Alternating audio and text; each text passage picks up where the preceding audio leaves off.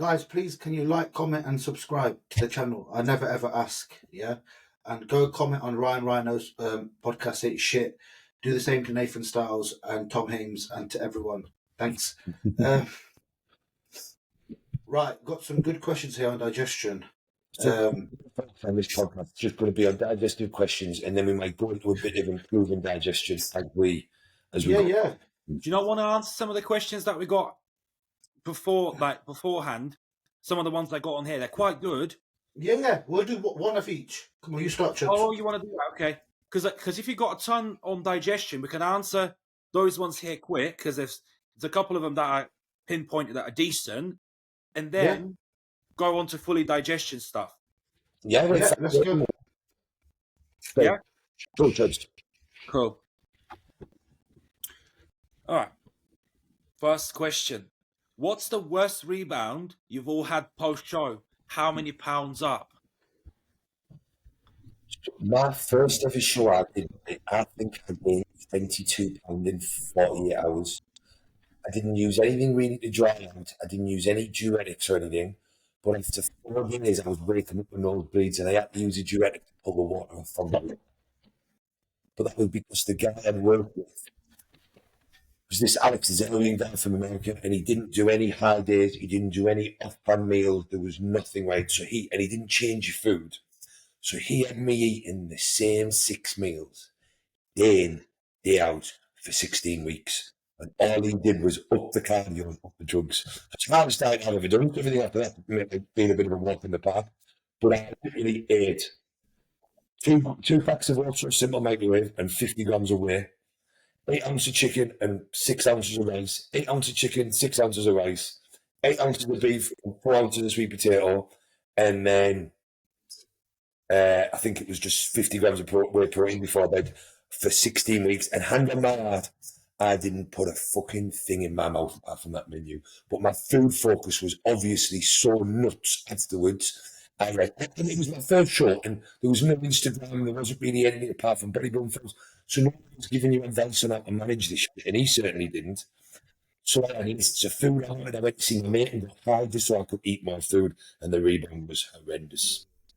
It gave me really bad food issues that as well, because I'd been a bit of a chubby kid. It was the first time and I was super lean. Remember, you could see where my fucking ass cheeks inserted into the back of my legs. I was diced. But then because of the yo-yo, it made me fucking ill. Yeah. What's Judge listening to? I'm just worried about that. What was that? You're frozen. No, I can hear you now. You see your phone. Did you eat a lot after your show, Chuds? No. Do you not remember? I literally kept I probably put on like a couple of pounds. I was just so pissed off after that show. I literally didn't. Do you not remember? I was literally didn't eat anything, or I kind of just stayed about the same weight. Just maybe went up about 10, 15 pounds over a couple of weeks. But then you got to remember as well, I came off training at that point. I stopped training completely. I stopped taking gear, so I didn't have appetite to eat. So, yeah. The year before that, though, I tell you what, I remember I dieted down to 214, and that was the lowest I got to. And at that point, I was like, right, that's it, end of the diet. And I went mental because I've still got my calories tracked on my fitness pal. Bro, I was cheat. I was recording all my fucking binges. I was doing 10,000 calories a day for maybe 2 weeks on it, 2 weeks, every single day. And I went to 268, from 214 to 268 in about 2 weeks. And I felt like fucking shit. The worst is when you feel like shit in the rebound, yeah? But the food tastes so good, you're like, yeah, just one more day. One more day. Oh, do you know what? I've ate this now. Because what me and Hilly talk about was, bro, sometimes I said to Hilly, bro, I'm going to cheat on my diet. He'll be like, bro, you're going to binge eat this bit of this, a bit of that. Just go and get a fucking big pizza and just fuck yourself properly. Even do it, because, bro, the amount of times I've sat there and thought, one cookie, another cookie, I've had the whole packet. I've just had 1,000 calories. I could have had a fucking burger. Yeah. Yeah, but you know that, though. When you go and eat that burger, you'll still just want the cookies. Yeah. When you're in that mindset, you're like, oh, I want a cookie, and you're full up. You eat the fucking pizza, but now I want a cookie, and then you're like, I fancy ice cream, so you go get ice cream. And it's it's just It's like we say sometimes. If you're gonna give in, if you're gonna fuck up and give in, you may as well give in to what you're craving. Because if you try and mitigate it, I'll have a bowl of oats, I'll have this, I'll have something else. You end up putting away 2,000 calories, and then you still, like you said, you're still giving in the end anyway what you were craving. So you end up overeating 10 times. I think after the first show I did, and I hired Hilly, that one, I got, after the show, I messaged him in the car. Back then, everything was, I think you only gave me a WhatsApp number that week, Hilly, remember? Yeah. Yeah, things were different. And I goes, oh, bro, I lost my show. And him being him, he goes, I don't think I was, I think my condition could be better. He goes, you were too small, and you weren't in condition or some shit. And I was like, okay, bro. I goes, I message you in a week, yeah? And he was like, yeah, sound. Because back then things were different. You just were like, bro, I'll talk to you later, mate, in a bit, yeah? Went home. You didn't put the same detail of everything in that you do now. No, and then I went home. And by the time I actually got in the car, he got me that big Millie's cookie, the double thing, yeah? So I slammed the whole fucking thing, yeah? On the way home, then I had heartburn. Then I was taking, what's that drug they banned it? Zantac. Yeah. I was taking that from my dad's cupboard, and that was fucking up my stomach more. Then the bloat would go, then I'd keep eating. Then I went to the gym. The one thing I did that I rebound, I kept going to the gym. I benched 3 plates the next day for the first time in my life. Then I go to the gym, get them. Do you get them flapjacks from the gym, and they're just proper shit. They're like 800 calories of pure dog shit. And I remember walking the gym, bang 3 or 4 of them, train, go home, and then I read about the rebounds. Yeah, I'll do I'll do a box of Cocoa Pops, and I went from about 11 stone to about 15 stone in about 2 weeks. And I'm actually after a month, I goes, "Can you help me, please? I think I'm spilling." He goes, "You've done more than spill." He goes, "We'll just continue. Don't worry. We'll just carry on pushing up now." We go, carry on. The problem is as well is that I find for most people, especially for me, that you're going through this mental battle being like, well, I've been dieting for so long, so I should have some stuff. And then you have some stuff and you have the wrong type of stuff or too much of it. And then you feel bad. But then what people do is they jump straight back onto where they were a week out from the show, and then they don't give themselves anything in the start, and it just creates a horrible yo-yo cycle going backwards and forwards. I think after the show in 2019, I come off stage and I never got the placing that I wanted. And I think I looked quite good that year in Manchester, remember, Hilly? And I come off and Hilly goes, "Go eat something." I goes, "Fuck that." I goes, "I'm going home." I goes, I ain't fucking eating fucking nothing, bruv. And that year there was no rebound at all because I was too angry, like you said. I was too pissed off. I think I actually put nothing on. You looked great that year as well, actually. Absolutely. I know. Just you live and learn, innit? Yeah. You know what it is as well, though? Because when you first come off the diet, because you're so lean, it takes a little bit of time for you to put the body fat on. So at first, you eat and you look better and better and better. And you're like, fuck me, I should have done that before the show. You know that it doesn't work like that, but you're like, you look better and better and better. The pumps are mental. Your strength's like blowing up. And you think, oh, I could do that forever, right? And then you do it for about 2 weeks, and then you're like, oh, fuck me, I got to diet again. Because literally one morning you wake up and you look like fucking shit, and you end up having a fucking diet again. Bro, do you know what it is? Because in my head back then I was like, but Hilly used to give me high days. I can get away with this. But then you're not having the water, you're not having the Vitsi, the Winnie's not in pulling water out, you're not on Adex, you're not on tamoxifen. So the shit's not going, it's just holding and it's just stacking. I got fat as fuck, bro. But that year I made a lot of progress. Next question, Vince. Or Riz, did you have one, Riz? Are we going backwards and forwards? Yeah. Actually, a very good one here. Why do we bloat? Is it a bad thing? I bloat after my pre-workout meal, but it goes. After an hour or so, I have no further issues. Let me just say something right now. A lot of you guys, you try to interlink bloating and being very, very full. You shouldn't really bloat after a pre-gym meal anyway. But you're obviously choosing the wrong food choices, bro. But if you were actually bloated, I'm talking properly here. How many times we spoke about this, bro? Actual bloat, it fucking hurts. Your stomach will hurt so much you won't go to the gym. But it's because of wrong food choices. I think what you say. Some people can get confused because we become obsessed with stuff being fat, particularly when we're dieting. So when you have a meal, there's going to be some distension. I would say you're genuinely bloated if you struggle to hold your stomach in. That's when you're bloated. If your just stomach feels full, it's because it's just full. You can't eat and not expect there to be some movement in your stomach. Bloating for me is when it either feels like it's pushing out or I can't suck it in. That's when I feel like I'm bloated. Because a lot of people have natural distension anyway. Like I sit and hold my stomach all of the time. Because if I just let myself relax, no matter how lean I am, I've always got a little bit of what you might class as distension. But that's just the way my stomach's always been. There's very few people that stand there relaxed and actually have a washboard flat stomach. You get the odd person, but I think that's what, for some people that have digestive issues, they become obsessed with, oh, my stomach's, I'm bloated, and it's like, are you not? If you are generally bloated from your pre-workout meal, like the lads say, you're either eating the wrong foods or you're eating it too close to the gym. Like, you're not giving yourself enough time for it to digest. You know what? To me, that way that to kind of directly answer this question, to me, it sounds like you're eating too much. Because you know what it is, right? There's a massive obsession now with having your pre and post workout meal being the biggest meals of your day, right? I hate that.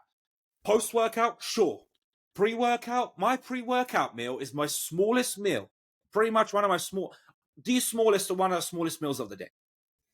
It's probably my most dense meal. Yeah. As in volume size. Yeah.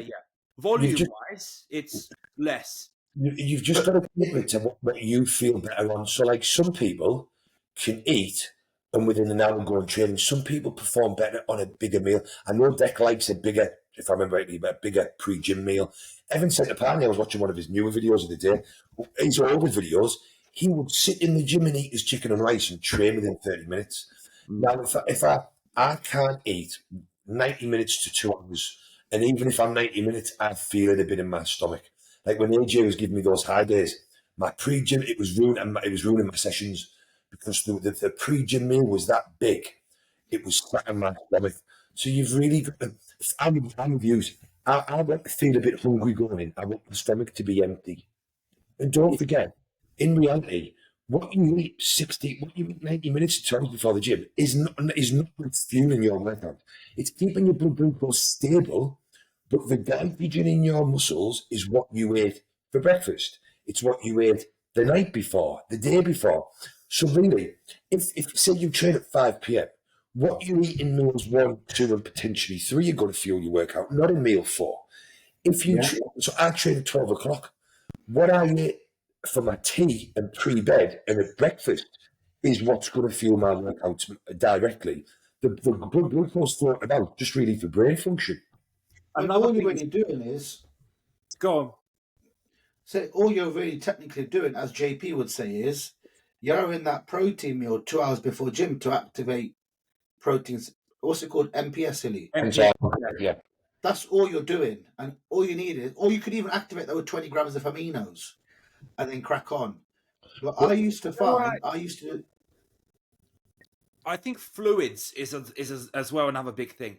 People will down a 2-liter bottle of water, and then they'll go and eat their meal. Bro, it doesn't. Or you're eating their meal with like a 2-liter bottle of water. Bro, it doesn't work like that. Drink your fluids and maybe stop drinking about half an hour before. Eat your meal and wait half an hour before you're drinking again. AJ is big on it's built into AJ's plan what he gives you. It don't really drink fluids with your meals. Stop 15 minutes before and 15 minutes after. Yeah. Because what you've got to think about is, like what Chudley's saying there, if you dilute in your stomach acid, it can make it if you put lots of fluid in with the meal, you dilute in the stomach acid and the process in there. So it can make it a lot difficult for people too. As well, what I've realised recently is, because obviously I was using the gluten-free oats for a while and my stomach was good, yeah? And then obviously after holiday, the stomach bug going in. When I put the gluten-free oats back in again, I was finding it very hard to hydrate. I felt like it was put all the fibre in there. I was pulling all that water in my gut and just making it sit. That's another big one, fibre. We'll get to that later. And I've gone back to the cream of rice for breakfast. And then for that meal 2, I'm starving. My meal 2 is also my pre-gym meal. So I can probably fit that in about 1.5 hours pre-gym, and I'm good to go. Before I used to have to wait 2 or 3 hours, Hilly. to go to the gym. And when I used to train in the evening, when I used to have more meals in the day, I used to have to wait fucking longer to go to the gym. Yeah. A good thing with oats, I find, for everybody, this is leave them to soak. Yeah, I find it improves everybody. Because you can digest something fine and it still make you feel heavy. And that's where people get confused when you start overanalyzing things. Oh, my stomach's full, it's heavy. That doesn't mean you're not digesting it. One of the reasons that people eat oats, or one of the main reasons, is because it's a slow digesting carb. It's a slow digesting carbohydrate because it's got more fibre in it, so it sits in the gut for longer, so it is broken down slower. That's why it's got a more tapered release. But one of the things you can do to change that is if you soak the oats. So I tend to make my oats the night before. I don't cook them. I leave them to soak the water. So when you come down the oats, they've all fluffed up and they're all puffy and they're soft. So when you microwave them, they're much easier to eat, and therefore they will be easier to digest. I just don't like. I'm going to be straight up and say the truth here. I've tried to utilize the oats on the last podcast about 4 weeks ago. I mentioned I'm using the oats, I'm using the bagels, yeah. But after a time, I started to realize my body started getting a bit of inflammation because my midsection started to get worse and worse and worse. This week, I pulled out all of the bullshit, yeah. And my midsection's come back out. My stomach's gone fucking tighter. I don't like that feeling of feeling bloaty, full. I don't like it. I can't stand it. I need my stomach to be flat.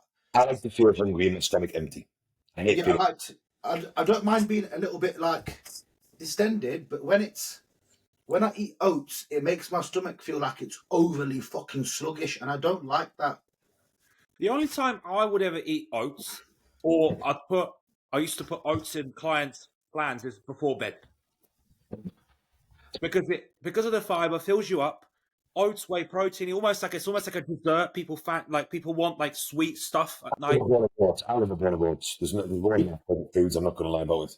You see, I love oats, and I've ate them as a kid, yeah. But back then, I obviously wasn't eating 6 times a fucking day, so it was different. With me, I find if my fiber intake gets too high, my stomach don't feel too good. And if I use the wrong type of fats, my stomach don't feel too good. So even I'm working with Nathan now. I went to Nathan, I goes, bro, pull out the fucking peanut butter. I'm sick and tired of it. Put in the MCT, the coconut oil, yeah. Stomach's gone better. We went all to rice, stomach's gone better.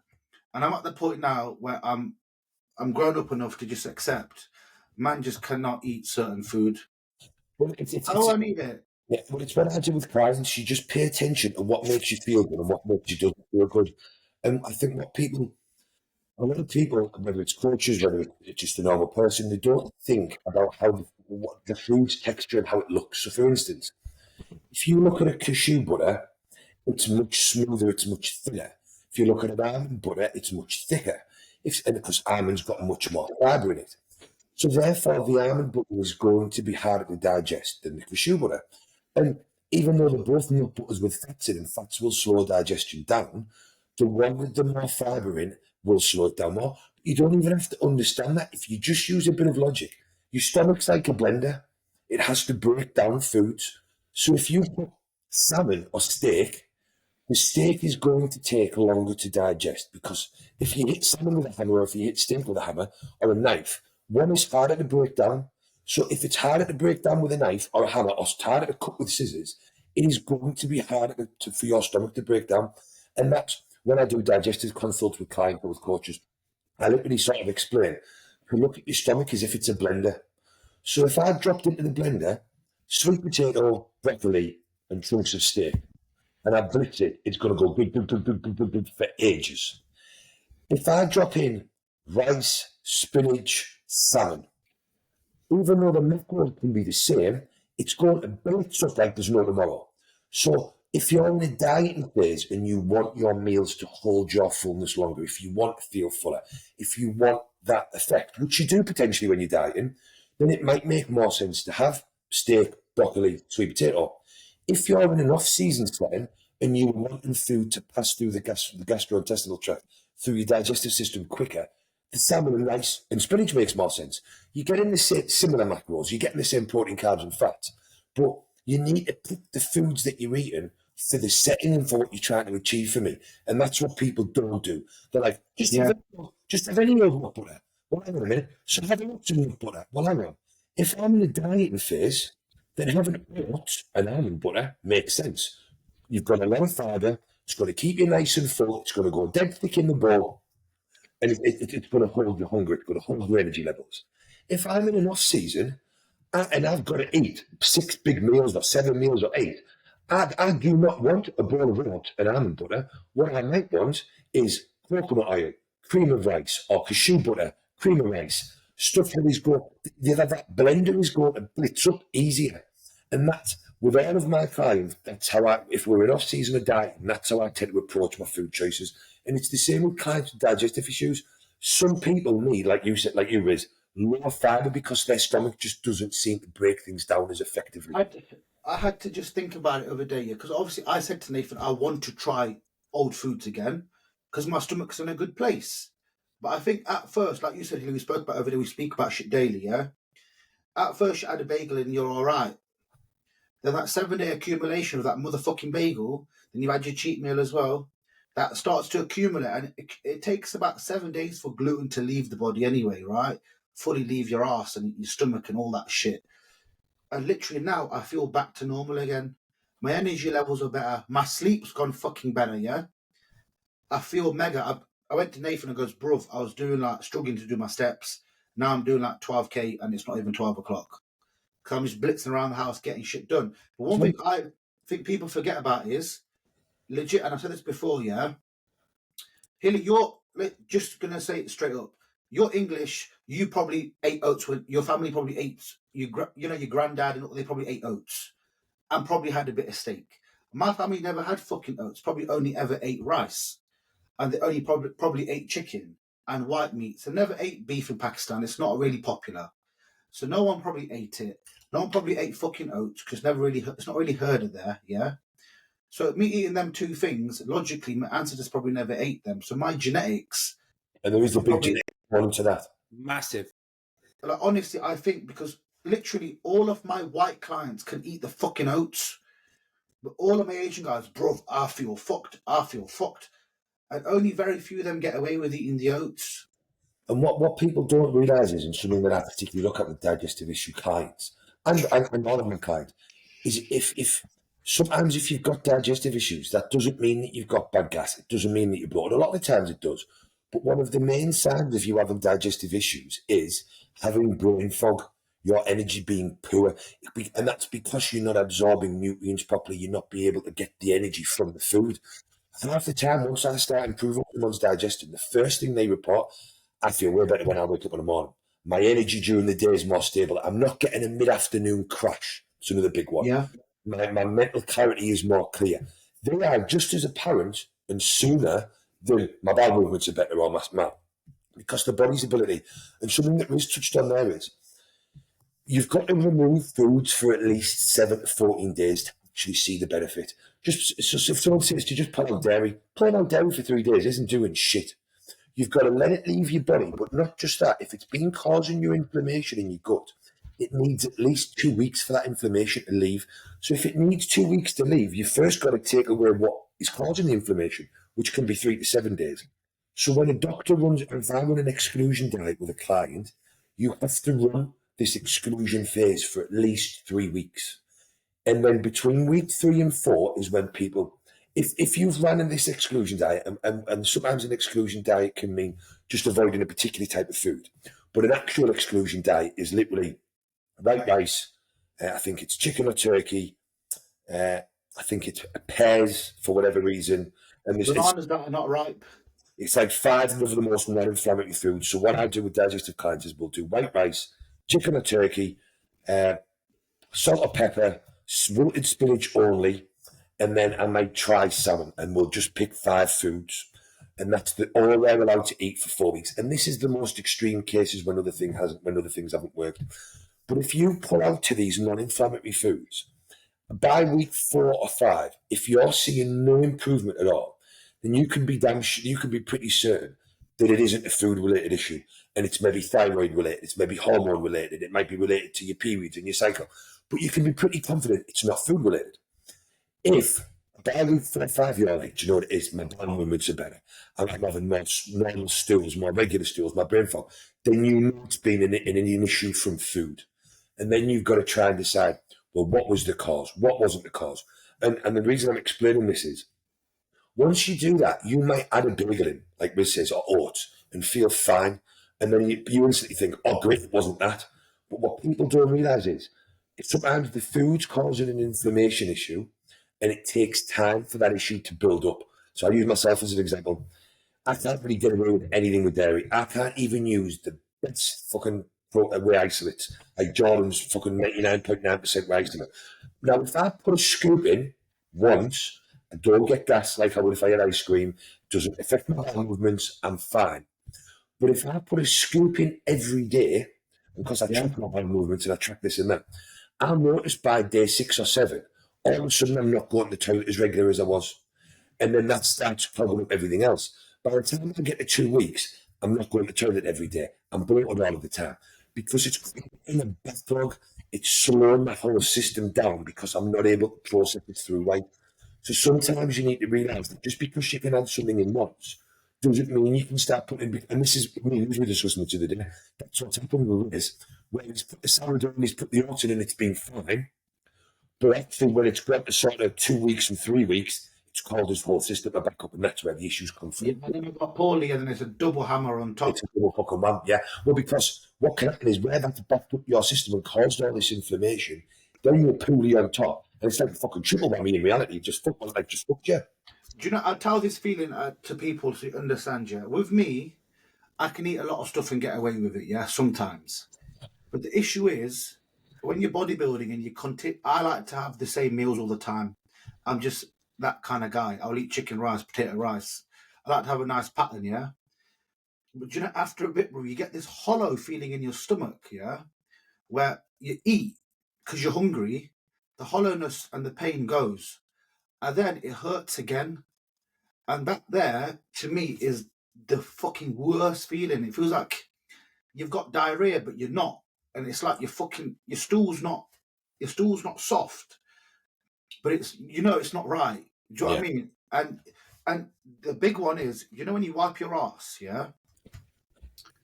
I'm being serious, yeah? I remember me and my client Mitch, I said to him, how many times do you wipe your fucking ass? He goes, bro, I have to keep wiping it. It's not right. I goes, your stomach's fucked. I go, you should only wipe it about 3 to 5 times. The medical thing is 35 times. Yeah. Yeah. And that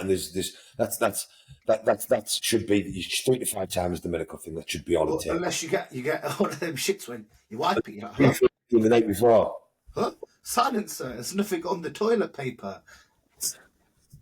Next one. Like, for me, like, digestion's always been fine. I'm like, We've said this before, haven't we? Some people are just fine no matter what they do. Yeah. But I'd say to people, like, with your pre-gym meal, if you're having problems with bloating or feeling overly full, your pre-gym meal can actually be lower in protein. That's going to help because protein is quite heavy on the stomach compared to other macros. Yeah, your fat choice is going to make a big difference. When I put dark chocolate in before, I'm okay. Coconut oil, I feel mint. Peanut butter, I feel like shit. So they all just have a play about with different. Don't change it all. Change one at a time. Do you know what I mean? And again, if like what Julie was saying before, if say you train at 1 o'clock, don't try and make the pre-gym meal the bigger meal. Make meal 1 the bigger meal, and then make meal 2 slightly lighter. Yeah. And it's why Jordan cleverly created some of his supplements. So NPS Max, which is a very clever product, is there so you can just take that right before the gym, and you get all of the signaling for mTOR and protein synthesis and that from that.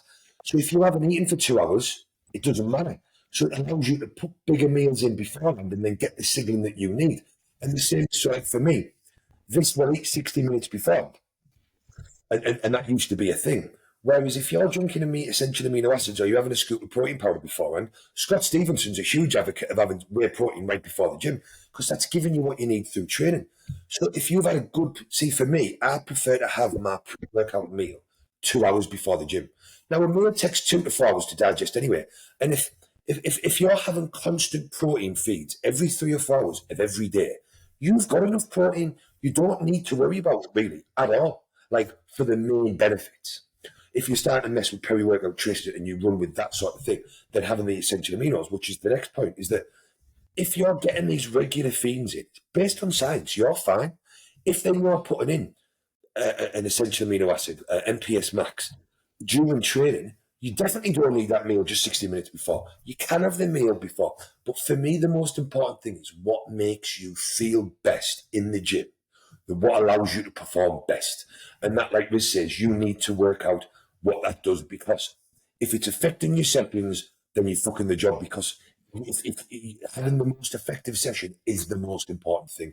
And your nutrition is solely there to support that training session beforehand, to fuel it and then to recover from it. If you can't fuel it properly, so you can't perform properly, then you fucked the job before you've even started. And if your coach says, chuck a probiotic in there, chuck a digestive enzyme in there, then your coach is shit, yeah? Because the amount of guys that I fucking know, oh, yeah, just chuck a bit of that Digest Gold on there. Oh, chuck a bit of JP Digest. Bro, you're not, what the fuck? You're not even fixed the problem. Well, that's what people don't understand, is that the digestive enzyme is there to help you digest the food. But if it's a food that you can't digest, a lot of the time the digestive enzyme won't help. Like for me, I know that if I have a Sunday dinner, if I have sweet potato, I'm instantly gassing and bloated. I'm going to bring that much fibre. I could just swallow a full bottle of digestive supplement. It ain't going to make a damn sight difference to me. If I've got really bad gas and bloating, that meal's fucked me. It doesn't matter how many digestive supplements I take, it doesn't help. A digestive enzyme is there to help break down, is there to help your body digest it properly and absorb the nutrients. If it can't get through the first gate, then you're fucked either way.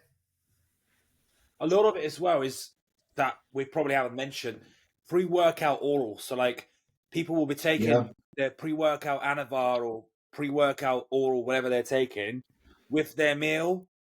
That can have an impact as well.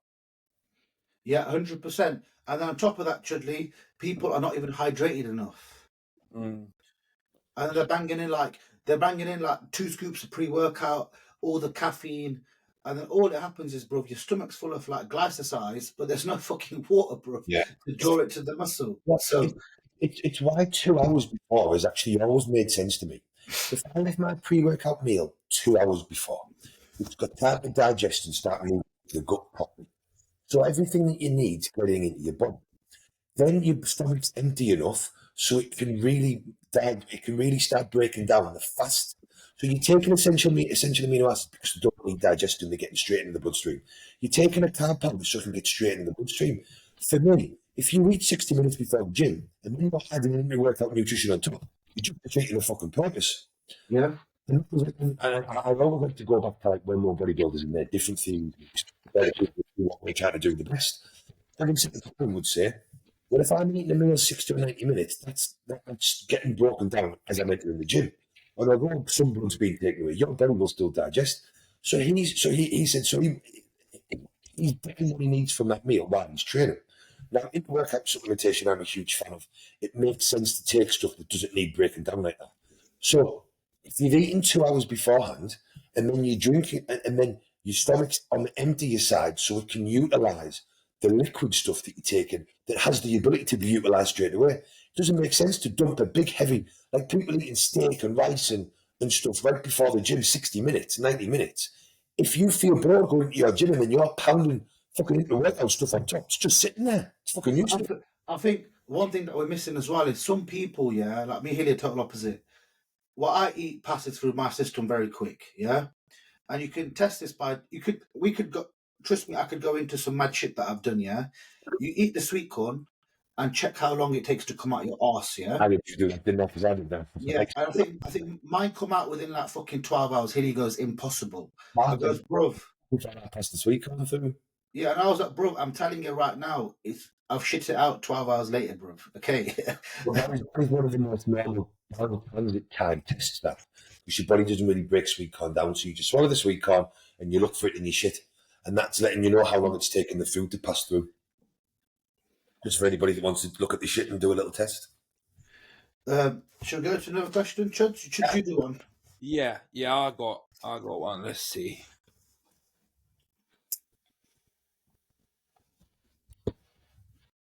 Thoughts on the coaches from the PCA? Oh, that one. Thoughts on the coaches from the PCA event battering each other in the gym? I don't think.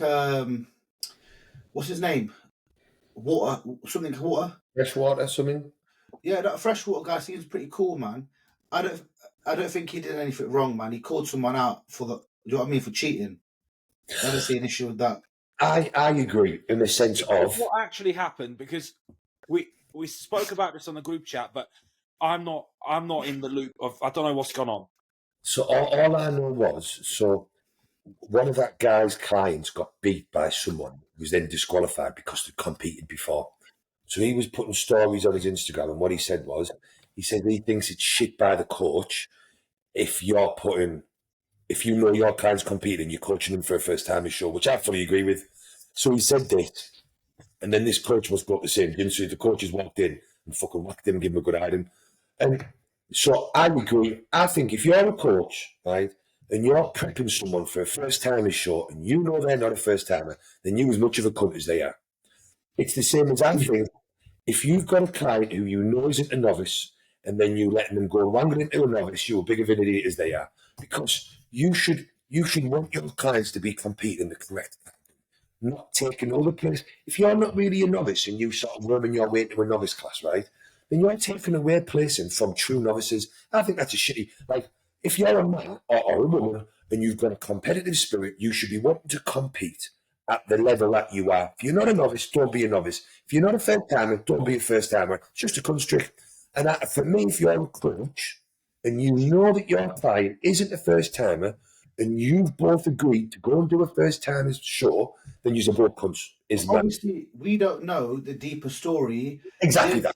We don't know if the guy even knew that he competed, because sometimes someone might hire you. You go through their stories. There's not a single picture. So this is where I was going. However, the other problem is, and this is what Deck said in the group, if you're going to let your mouth go on Instagram, then you have to then you can't bitch and cry when it catches up with you.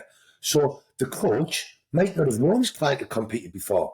So then whatever his name is letting his mouth go, signing off his coach, he might not have knew. So then if you're going to stab someone off without knowing the full story, if they then put it on your tools, you have to be fucking, you have to do it. And I think the way the bodybuilding scene in the UK is, everyone sees the one story. So everyone was commenting on the other coach's post saying this, and that.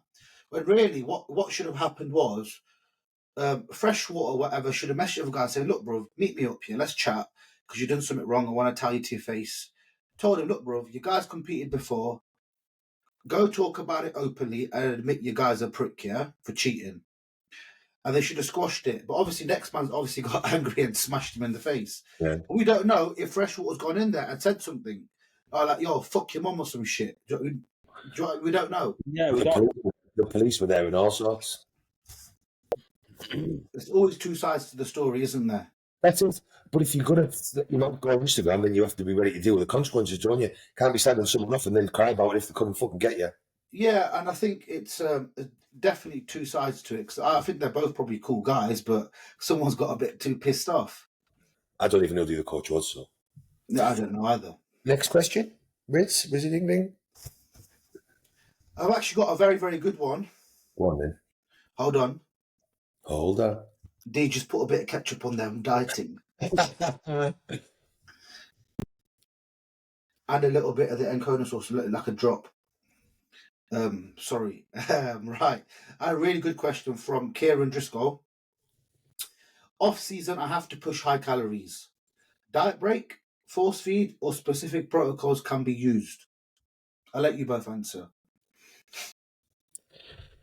So I think what he means there is that if you've got to push food high, how do you manage your digestive and whatnot? So sometimes having a week of, if you get to the point where you were literally balking at your meals, or I've been to the point twice where I've been waking up choking sick in my sleep because the food's come, like the food, and that's some of that's to do with my small digestive issues. But having sometimes 24 hours fast can be the sharpest way to get your appetite back and clean your digestive system out. Because what you've got to bear in mind is you create a backlog. So just fasting for 24 hours gives your digestive system a chance to break. And I've had good success with clients every 3 or 4 weeks. We just on a Sunday be like, right, you're not eating all day. And that would allow them, and then they'd be like, I feel great. Sometimes you might need a week or 2 weeks where you pull back to maintenance.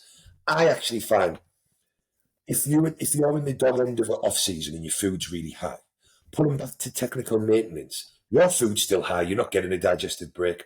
So what I'll tend to do is just do a crash diet week where we almost pull everything out. We might just leave carbs in, like post workout or something, and you're not losing any gains. You're not losing, it's just a week.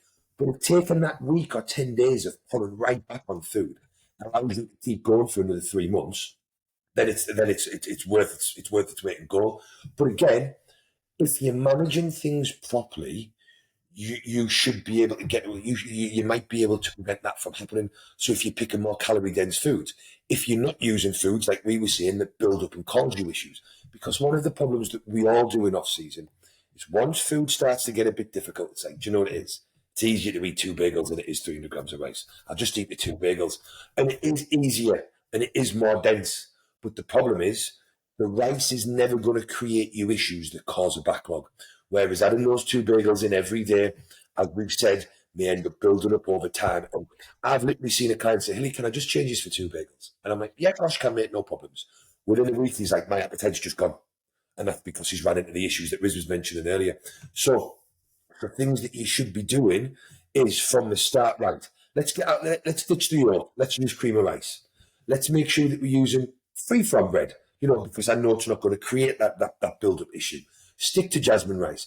And then if you're trying to make meals dense, instead of chucking in bagels, look at chucking in sultanas, fresh pineapple, things that aid in your digestion, that might not take away from your digestion.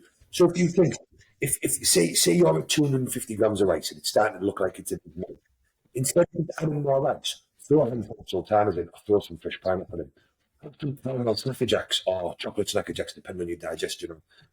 It's much easier to have 250 grams of rice with 30 grams of sultanas in and 2 caramel snacker jacks than it is eating 400 grams of rice. You best fucking believe it.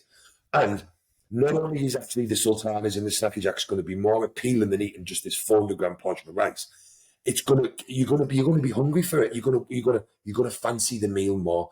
And if you fancy the meal more, if it's more appetizing, you salivate more for it and you'll digest it better. So I think micromanaging so you don't run into these issues beforehand definitely makes more sense than having to fix it. But there's ideas there that can help as well. I think when we diet, we never face these problems, right? Because let's say you're eating 80 grams of Cocoa Pops pre-workout on a diet. Now, when you're in an off season, you might be eating 200. So I think that amount of Cocoa Pops is just, our body's just not designed to digest that amount of Cocoa Pops, right? So that's one thing. It's just, for example, cereal is one big thing for me. If I'm dieting, I can eat cereal fine. If I'm in an off season, I find that cereal starts to really fuck me up pretty quickly, as when the amount starts to go up, right? And again, what Hilly was just basically saying is, when you start to go in the off season, you're like, oh, let me add, one of them like Nutri-Grain bars, or let me add this, or let me add a Squares bar. And what we're saying again, Riz, these foods can actually be what fucks you up. Yeah. But it takes time for that to actually show up. So like what you were saying, actually last year, when I started pushing my food up, that's exactly what I'll do. So say I got to like 120 grams of cream of rice. I did not go up from that. I'll start adding like raisins, honey, things like that. Stuff that, it's easy to digest. It's going to go through. It's going to help digestion. So that's the thing I did last year.